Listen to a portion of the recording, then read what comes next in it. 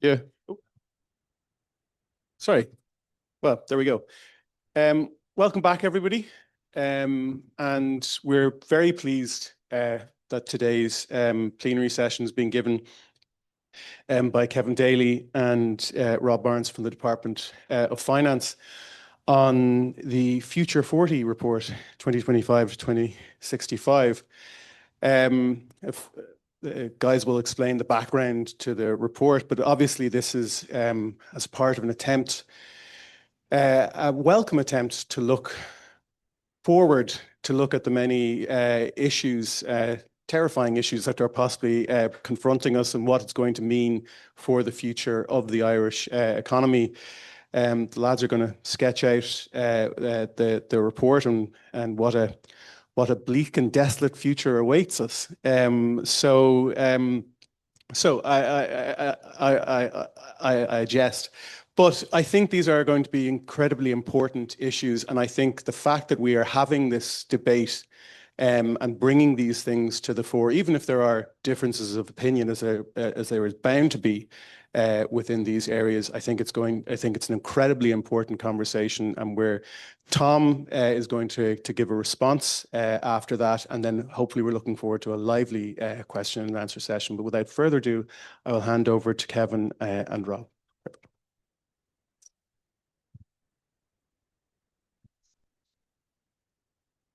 Yeah, I'm Kevin Daly from the Department of Finance. I was brought into the department about 2.5 years ago to set up this new strategic economic development unit.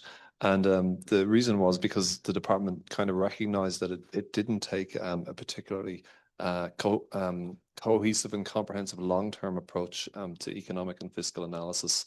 So basically what we ended up doing was producing this report called Future 40, which went out in, I think it was September, October last year, Rob, if I'm not wrong. Most of the work was completed actually about 12 months ago.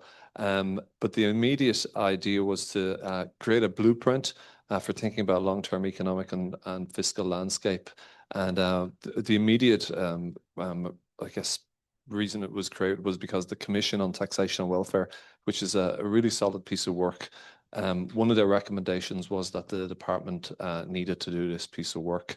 So we looked at how other countries do it. Luckily, we're not first. It's much easier to stand on the shoulders of others. So the Australians, which I'm very familiar with, being an Aussie citizen myself, they've been doing this for over 20 years, about 25 years.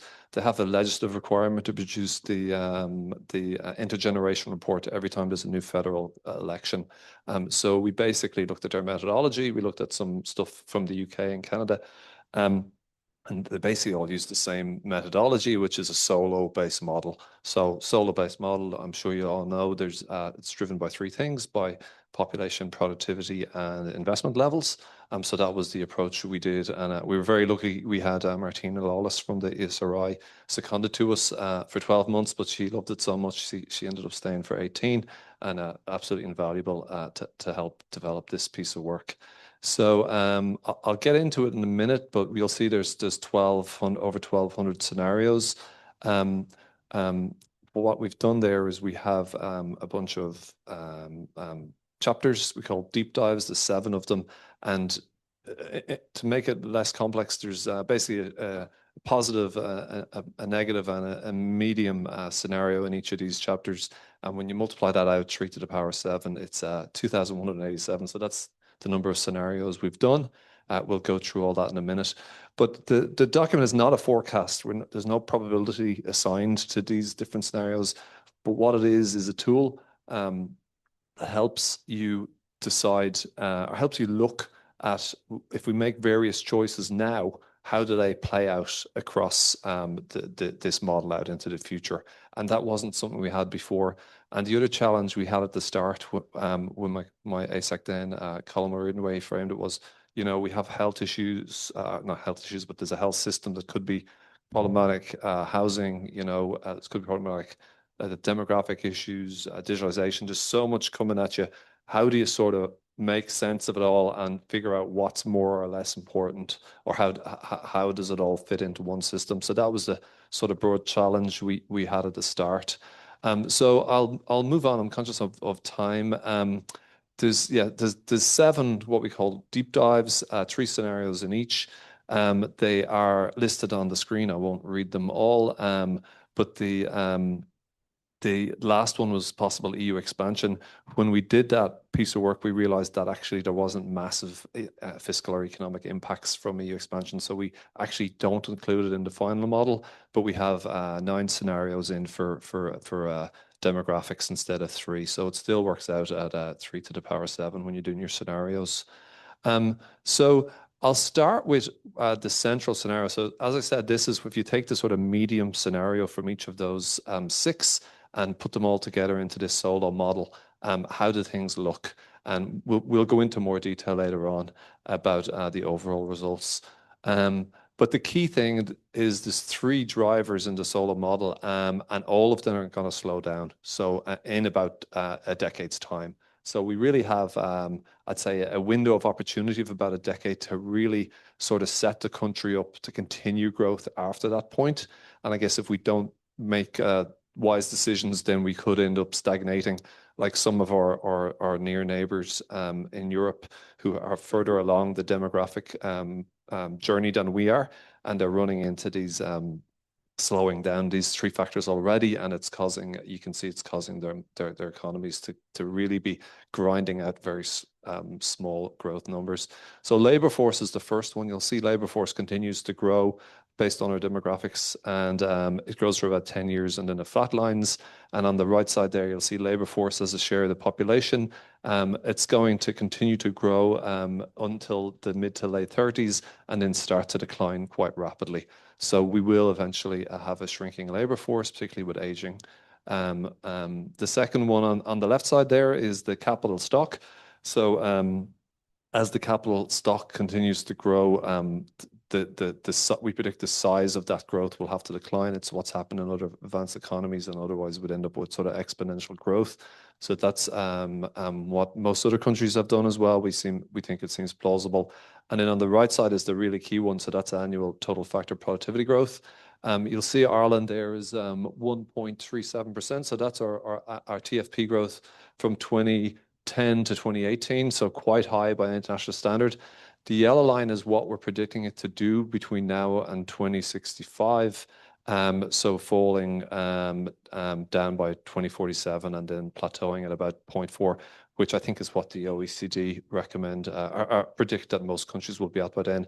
And then those blue dots in it show you where other various European countries are now. So that's their average rate for those years from 2010 to 2018 as well. So you can see we're predicted to fall, and we're predicted to fall. It's already happened in these other EU countries. So main takeaway, these three drivers of growth are going to dissipate, and growth will slow. So I'm going to go through the what we call the deep dives, and then Rob's going to take over and pull it all together and show you what we found and go through some of the key messages. So the first deep dive we did literally was demographics. That's because a lot of the other ones depended on it, health and housing, but also just the actual model itself. When you're creating your elasticities and for tax income and also for your expenditures, a lot of it depends on what the size of the population is. So we took a completely new approach to modeling demographics.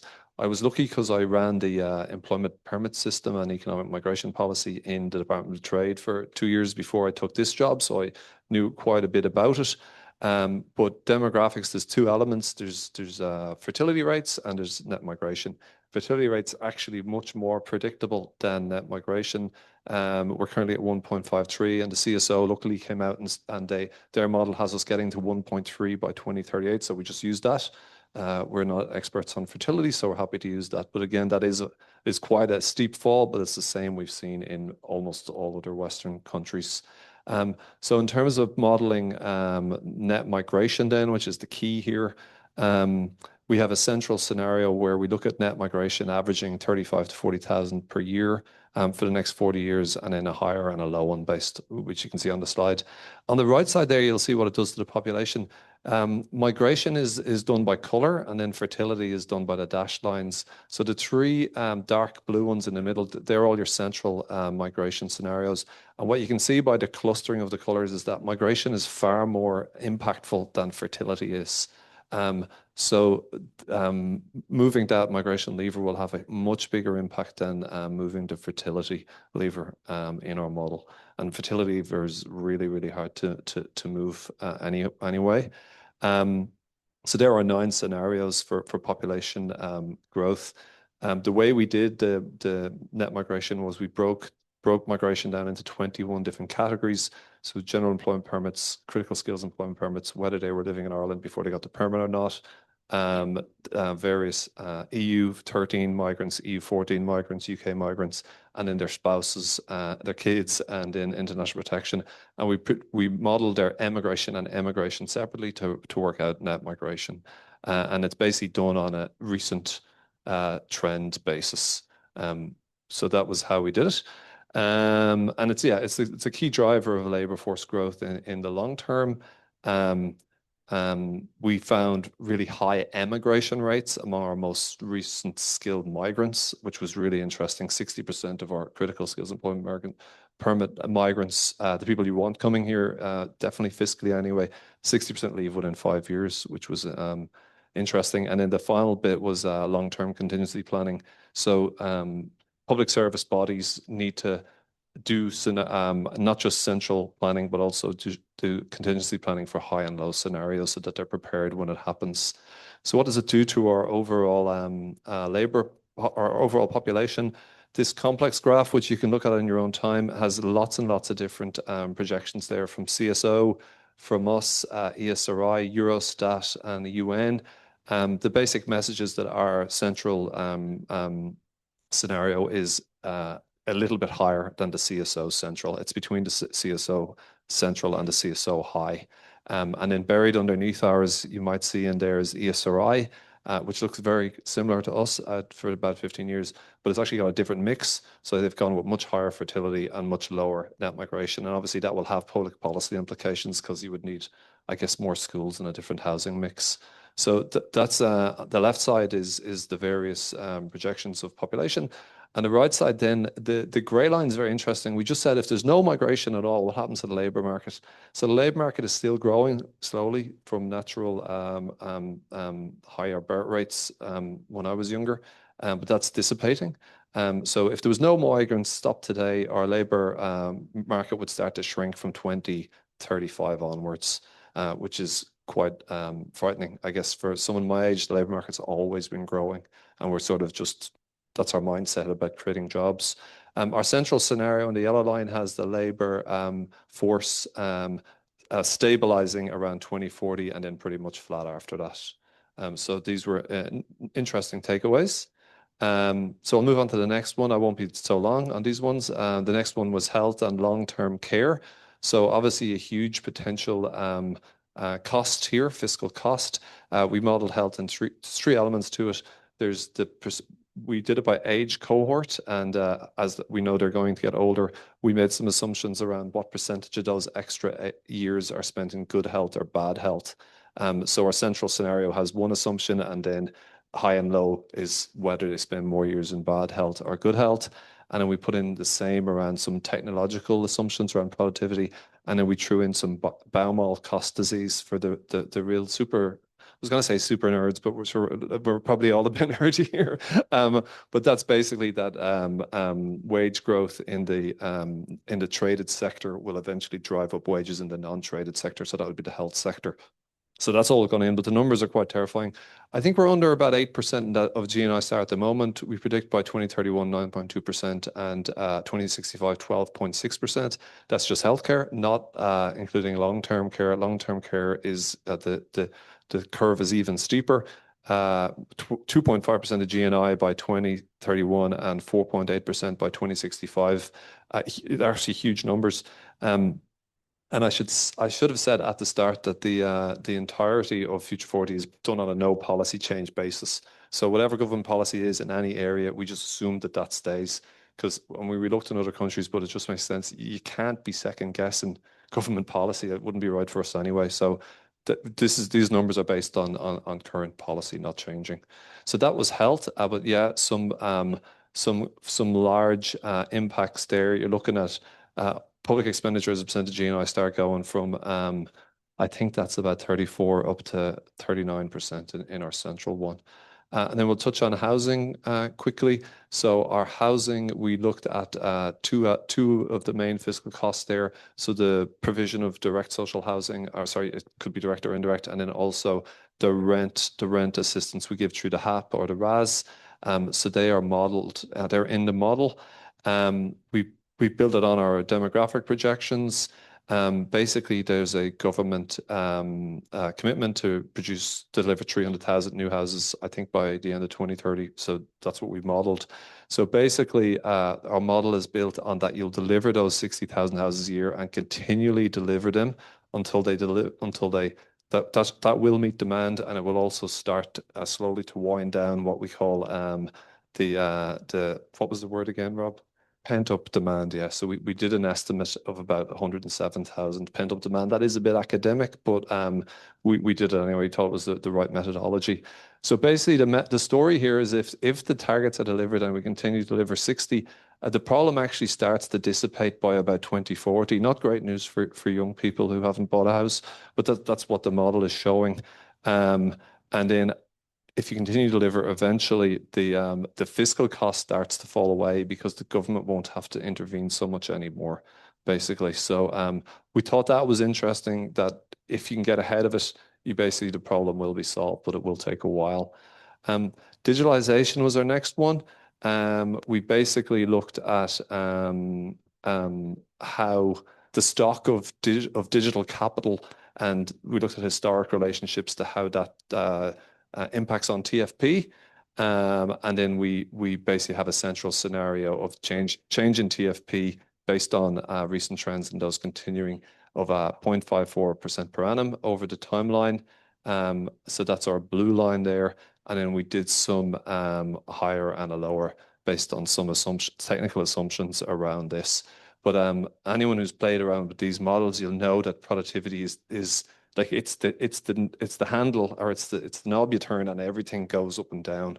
So like it's really, really key in the long run. If you can have minor changes to TFP, it just outweighs everything. So productivity, obviously, when the other two drivers slow down, investment and population growth, productivity is what will either continue to make us richer or not, if we can't continue to grow it. But digitalization, obviously, there's a huge opportunity there.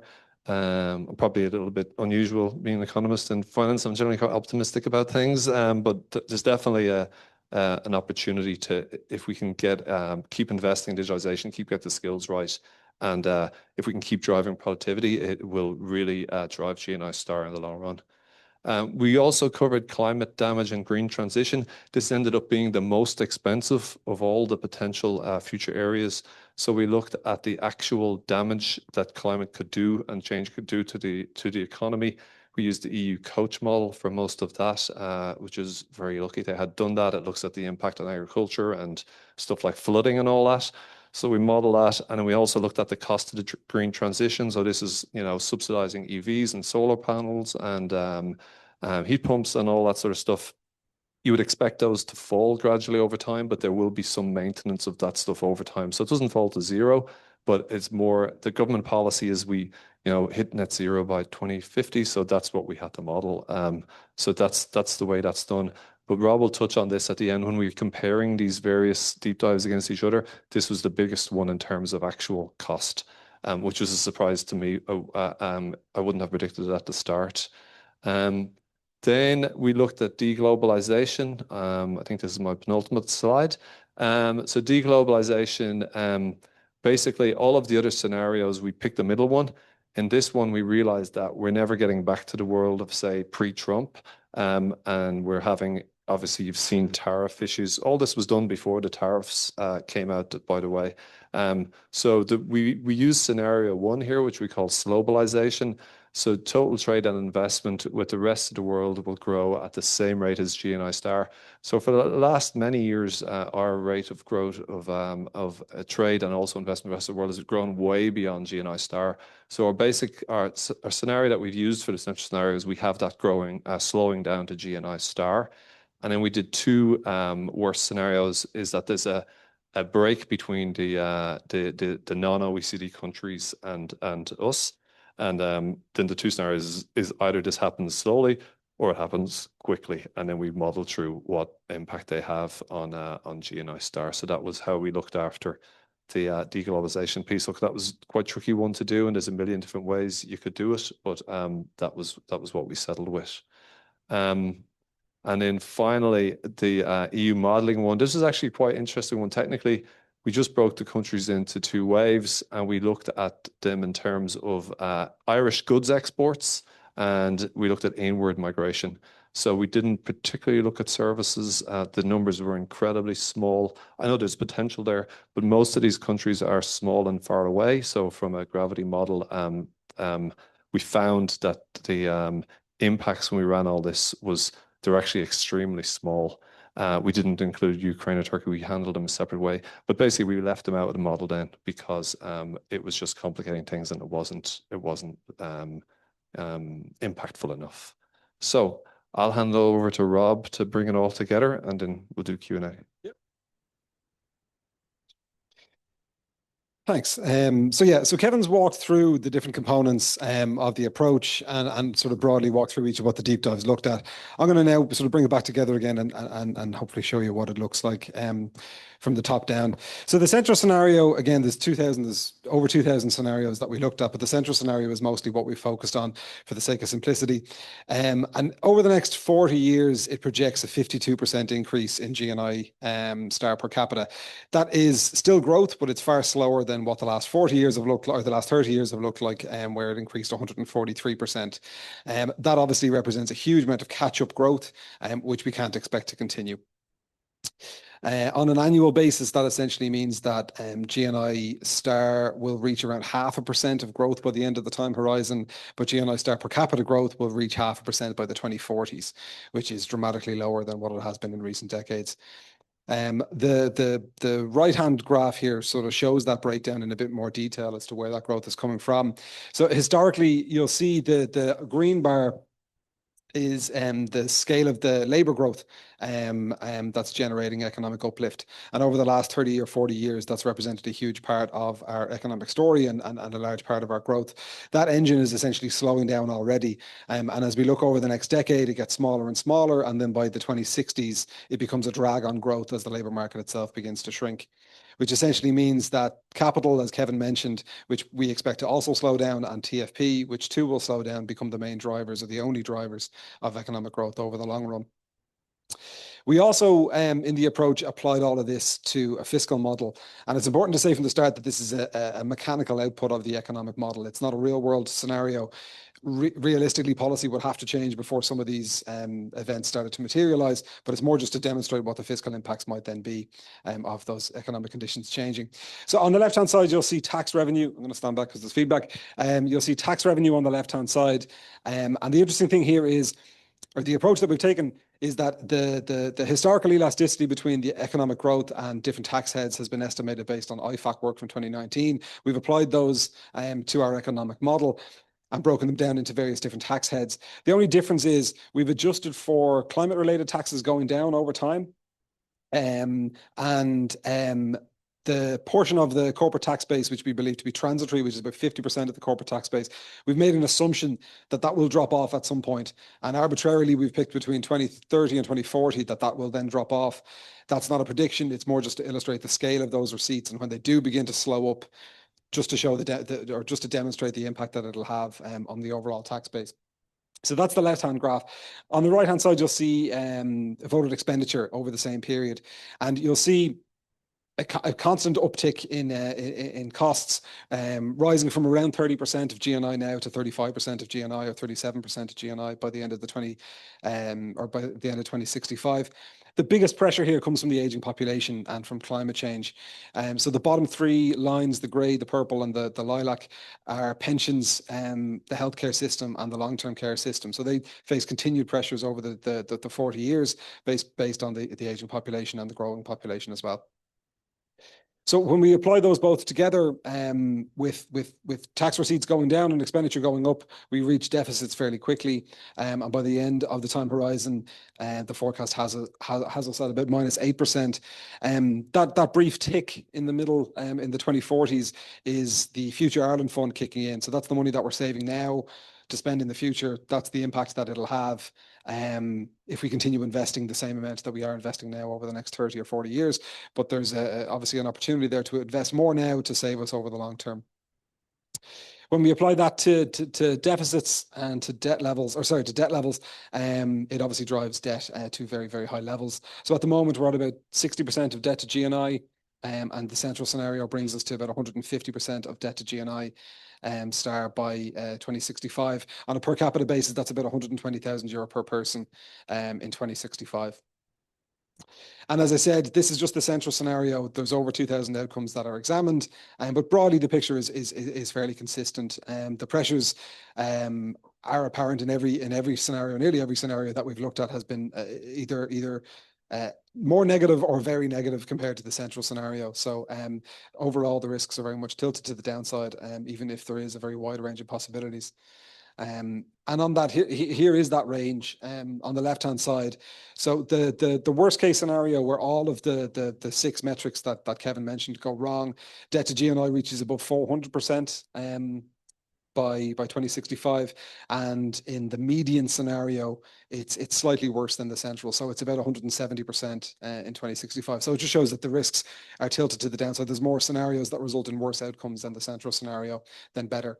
And in the very best scenario, the debt levels remain incredibly low throughout, below 50% of GNI, which I'll touch back on towards the end. So policy considerations, and what does this broadly mean looking forward?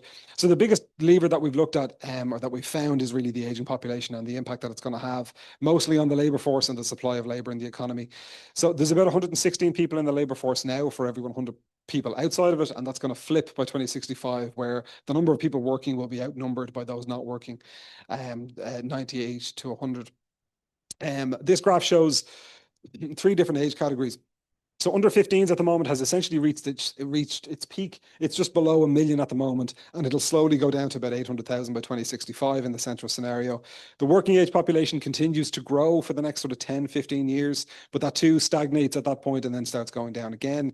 But the highest bar there, the sort of blue bar, that's the over 65 population. At the moment, there's about 900,000, and it goes up to about 2 million in the central scenario by 2065.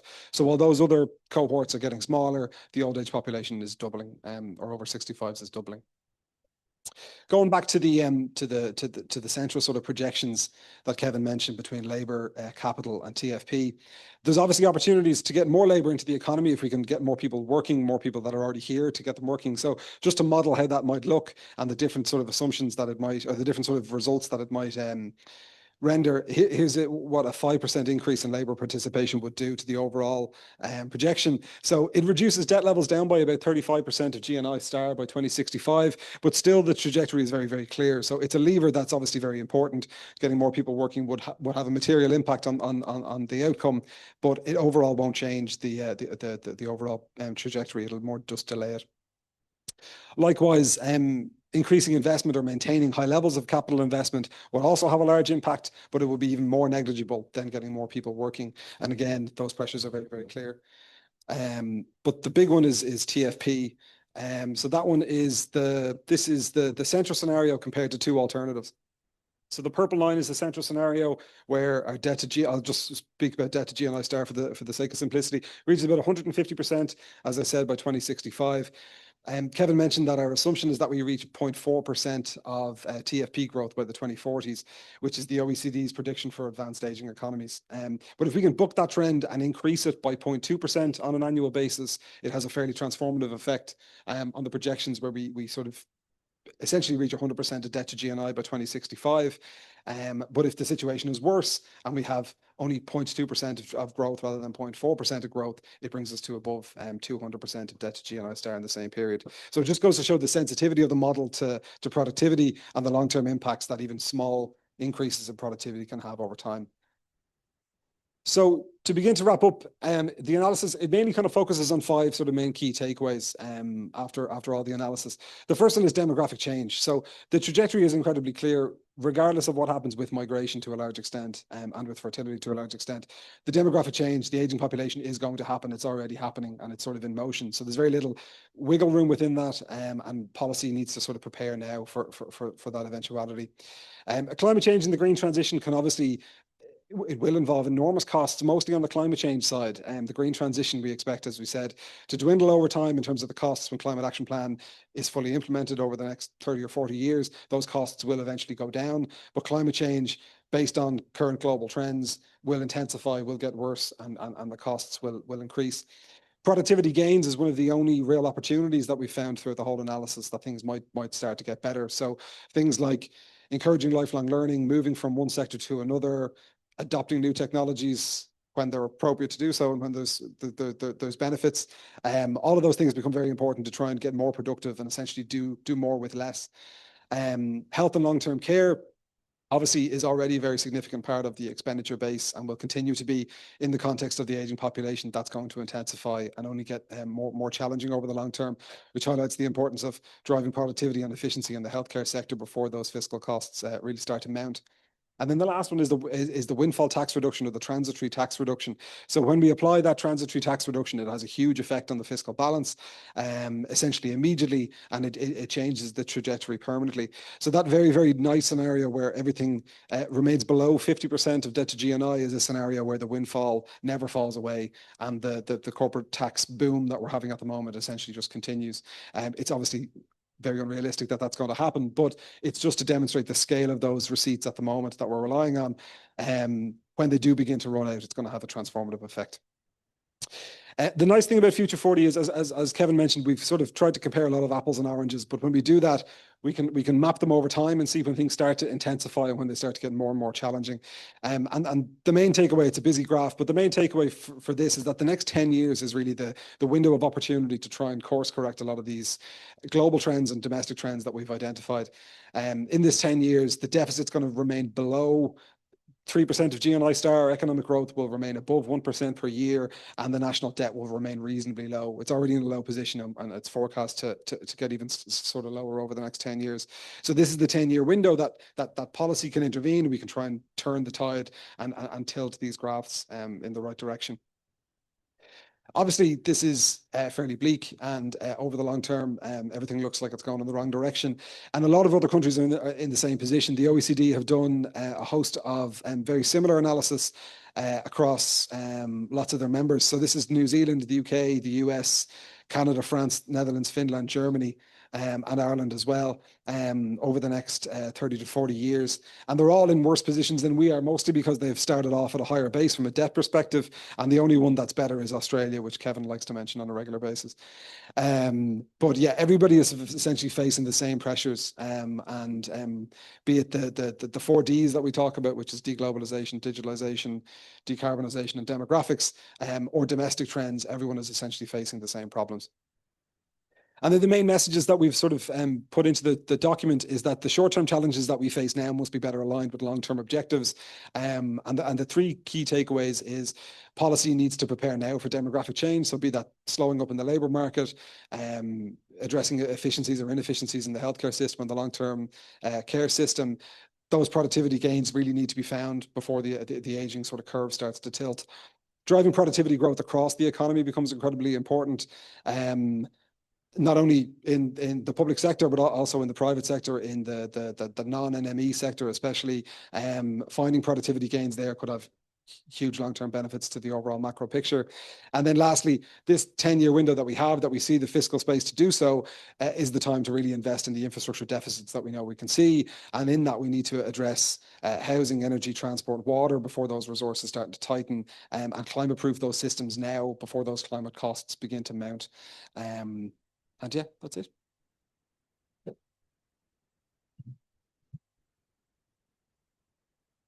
Perfect. Thank you very much. I'm going to hand over to Tom McDonnell to do a brief response, and then we'll get into the Q&A. Thanks. Thanks, Paul, and congratulations to Kevin, Rob, and the rest of the team, some of whom are up, James over there in the department. This is clearly a formidable piece of work. It's well constructed. It's very, very impressive, and I do hope that it will anchor public policy in the years ahead. Strategic foresight and scenario planning are fundamental to good public policy, and the Future 40 report gives us a crucial tool for understanding the long-term economic landscape. The report's deep dives, which describe the economic and fiscal implications of the developing megatrends, need to become a wake-up call for government and indeed Irish society, especially with regard to the profound consequences of the climate transition and aging demographics. By modelling various scenarios and emphasising the need for long-term planning, along with the need for proactive policy measures, the report gently, possibly too gently, guides decision makers towards the type of actions needed for long-run fiscal sustainability and for resilience against future economic shocks.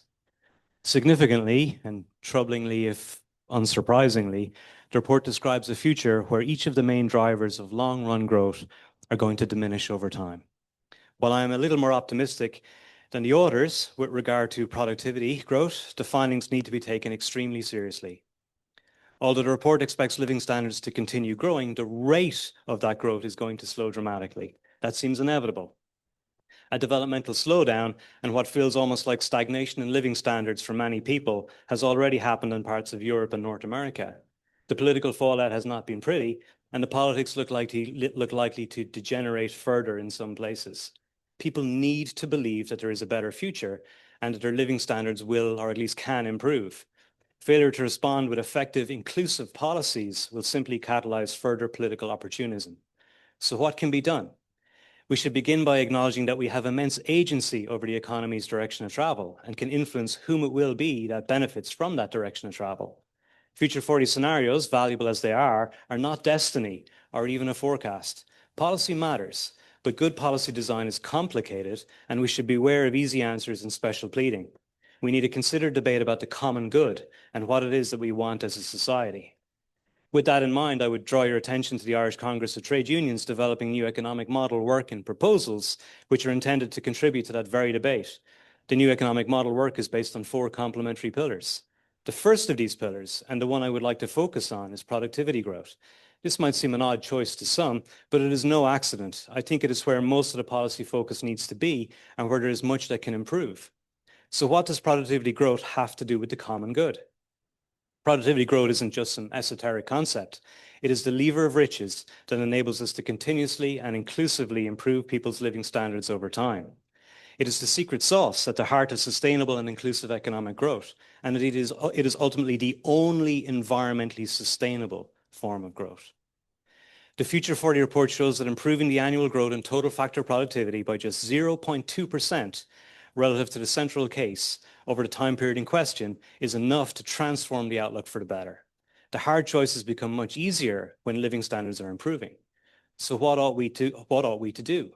First, we will need to deepen the economy's productive and innovative capacities and build out stronger economy-wide foundations through uplifts in the investment in and delivery of infrastructure, along with investments in people's human and social capital, including increasingly through adult education and lifelong learnings.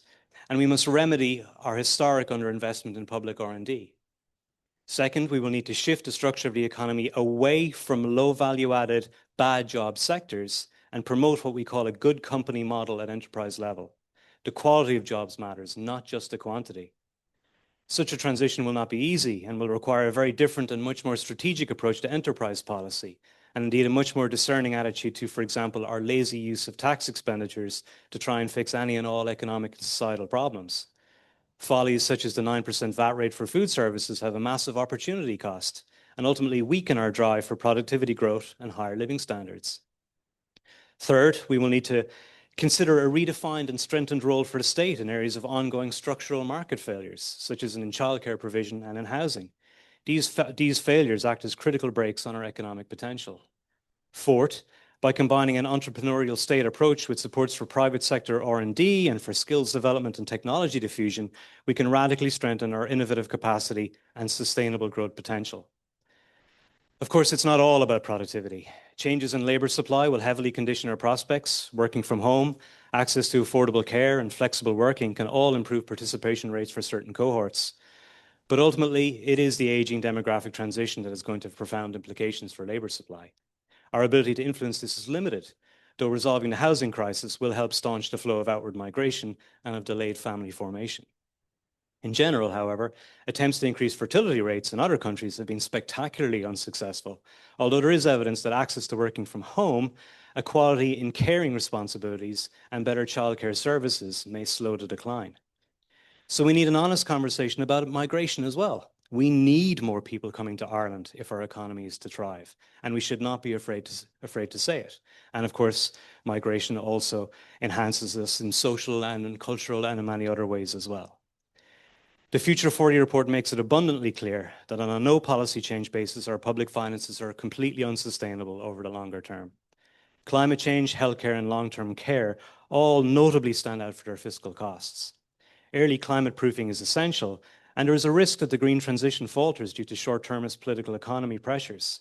A transition strategy, therefore, based on carrots more than sticks, will be more resilient to a populist backlash and is perhaps more consistent with just transition principles, though of course this will have substantially higher fiscal costs in the short run. Offsetting efficiency gains that might temper the soaring costs in healthcare will be very challenging to achieve, although digitalization, greater reliance on primary care, and a move away from agency staff all offer potential. Finally, we need to have a mature debate about our public spending needs and about how we might reform our tax policy. In particular, the very bleak fiscal outlook ought to compel a second look at the findings of the Commission on Taxation and Welfare. The corporation tax windfall has stalled any progress on reform thus far, but its infantilizing effect on the quality of the debate exposes us to austerity in the longer term. Baking in a continuation of the windfall would be a huge mistake. The Commission found that we will need to meaningfully increase government revenue as a percentage of economic output. In particular, there needs to be a systematic cull of many tax expenditures, along with a much higher yield from taxes on capital and wealth. Certainly, there should not be a further narrowing and undermining of the tax base in the years to come. The rise of artificial intelligence may have significant and highly negative distributional consequences. This may well prove the catalyst internationally for public debates about shifting tax contributions away from labour and towards capital stocks and wealth in particular. Overall, I really welcome the Future 40 report, and I'm pleased it will become an annual fixture. Future iterations could be enhanced with a closer look at issues of inequality and distributional justice issues in particular. I understand the report will be the theme for the forthcoming National Economic Dialogue in June, and I hope it will be something that political parties in particular become obliged to grapple with and that the media hold them to account in the lead up to the next general election. Thank you once again to Kevin, to Rob, to James, and to others in the team for an excellent report, and I look forward to the questions and answers. Thank you.